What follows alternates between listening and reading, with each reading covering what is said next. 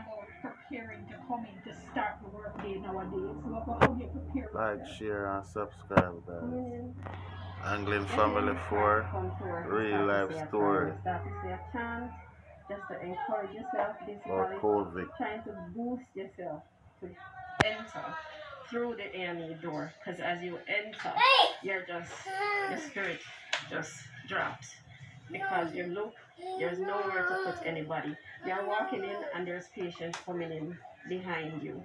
You're coming in and you already feel defeated entering, and that's at the start of the day. So you don't Yes, have guys, much want to to carry like, you through the share, day. and You subscribe. Tell a everything friend. is running Tell on a friend. adrenaline. You just keep going, not thinking about it, not stop to think. You just do what you have to do, and just hope that that's good enough. Basically try to rescue who's dying. Try to prioritize the sickest of the sick. That's what we've been hoping. Is this a feeling you've had before since in practicing?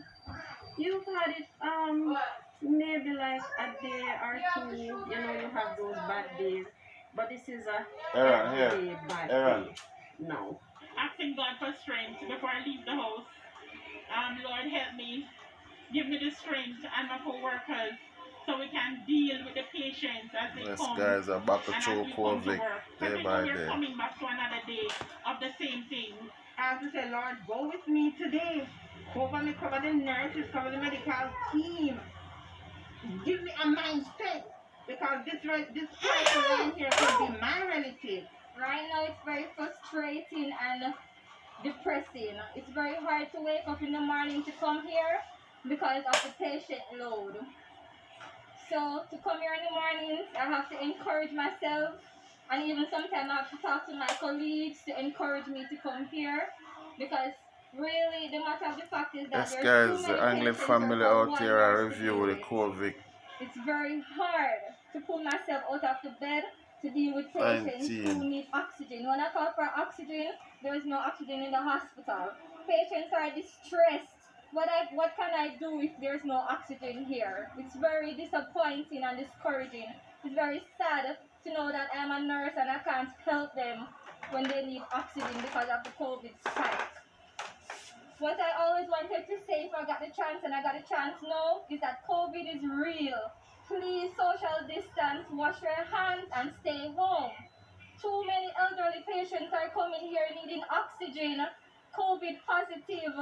Couple days later, after they're admitted, they die. It's very sad.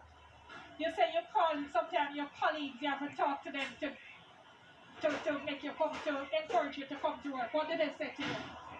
Okay, so basically they're saying that, oh, I'll be at work today, so don't worry, we kind of lean on each other's shoulder. And I even have a colleague right now who is very depressed because we have a next area that's called the respiratory area. If you go out there now, we have Yes, guys, like, share, and subscribe. Anglin family out here. for them to shower. And then because there are so many respiratory patients, they're in the waiting area. The waiting area is not for patients who are hospitalized. Real life story about COVID right now, guys. There's no have enough space for that, and to come here to see that is very discouraging. But then at the same time, you have to be like, oh no, if I don't come today, she should. I have to go to help my colleagues. That's the only thing holding me here right now, helping my colleagues, because I know that once I'm at work, we'll work together to go through this. But it's very hard on our body, on our soul and mind to be working so hard every day. If we come to work 3 times for the week or even 4 times, it's always going to be like this. Nothing changed. I was off for the weekend thinking that something would have been different. But when I came this morning, I saw more beds outside in the waiting area. I was like, no, this can't work, people. This can't work. I am human. I can't do so And then much. now it's back to school again, so we don't know how to go. Well, actually every day. Every day, because knowing what you're coming into, but you still have to come, the feelings is there that you don't want to come. So how you get yourself up and into the work? I just tell myself that already in the health system, so I have to go and help who need help. You ever feel like quitting?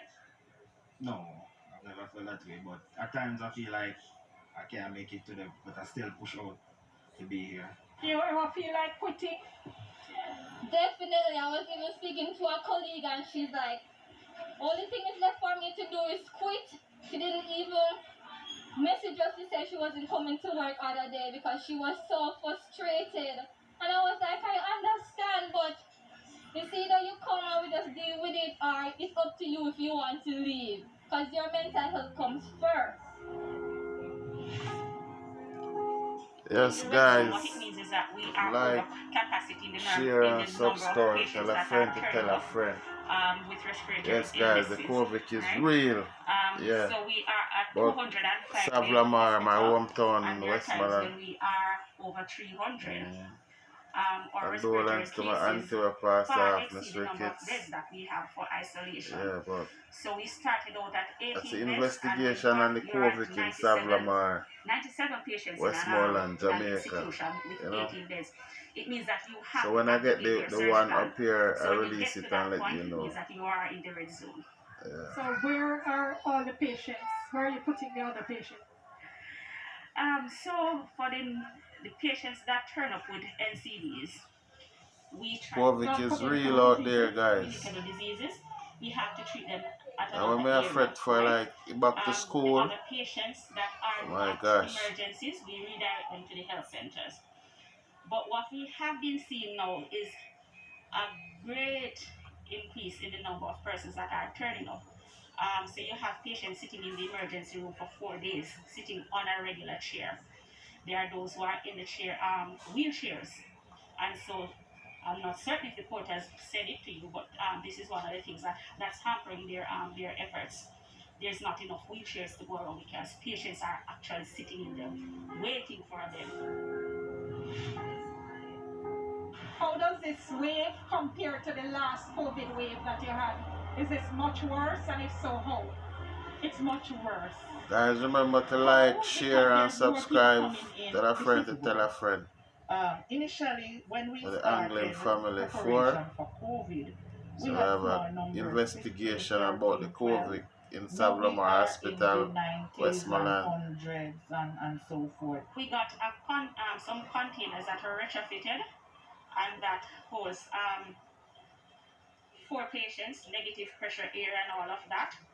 And we had another area that we were supposed to be using as in so I because we've been review having overcrowding for some time the now. investigation So we had an area that we said we about would use COVID. it as an in-transit for patients who are awaiting admission. We would have yeah, what's housed going in on that in the area. community. However, when COVID came, we had to put patients there.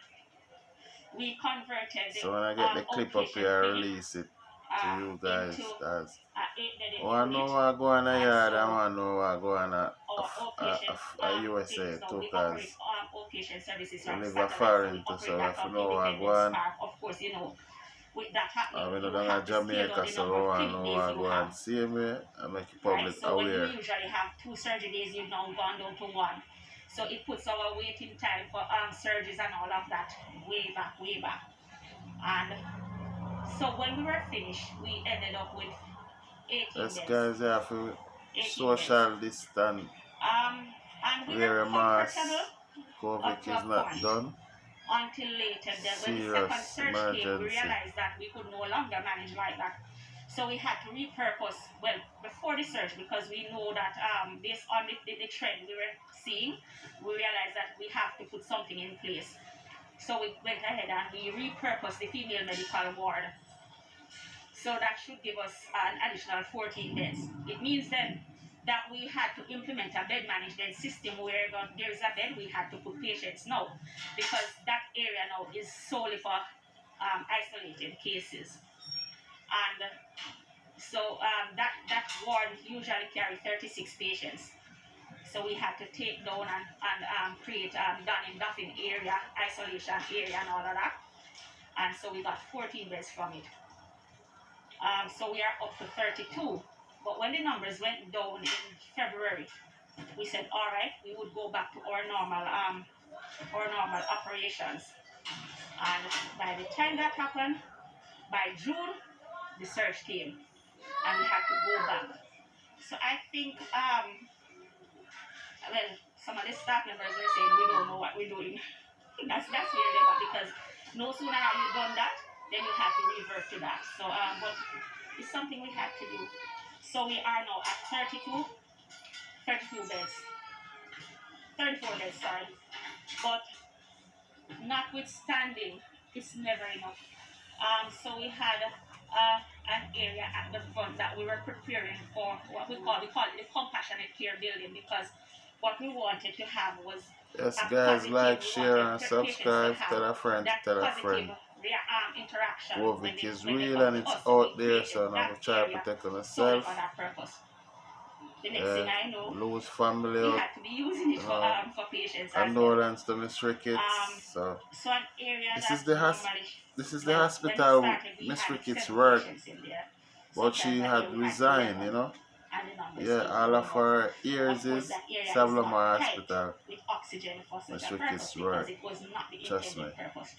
So This is Miss I Ricketts just signed some documents a while ago for us to get work, piping in co-workers other them. areas, because You know, the emergency room, same or what used to hospital. be the When I emergency got room, school, we you know, Miss pretty Ricketts much have over to there. convert into Go up on our shift. wards right They now. left school. came in. They are foreign. After But she resigned, you know. Yes, that is our And yes, yeah, that is but our this is waiting our area. hospital. So what we have So to I'm do glad now, this we come have up 2 at the beds at same the back. time So and I what we can have to just be doing now is look back and see move what out the going on. triage area. You know, because my Under the auntie tents. work at the So we same have 2 tents at hospital the and front. get One is admit in respiratory, the same or just hospital respiratory and lose cases, her life in the maybe same black cases hospital that require oxygen. because of But the patients that you see COVID. sitting where the beds are, I can tell you they have been here for more than 5 Yes, days. guys, like and share and So subscribe. even, I don't know if you saw some very low Hard beds. to make it through the Some mirror very low something. beds, if you were able to see the low beds. That might have It's problem, not plus ideal, you're sick. but at least it's better Problem. than what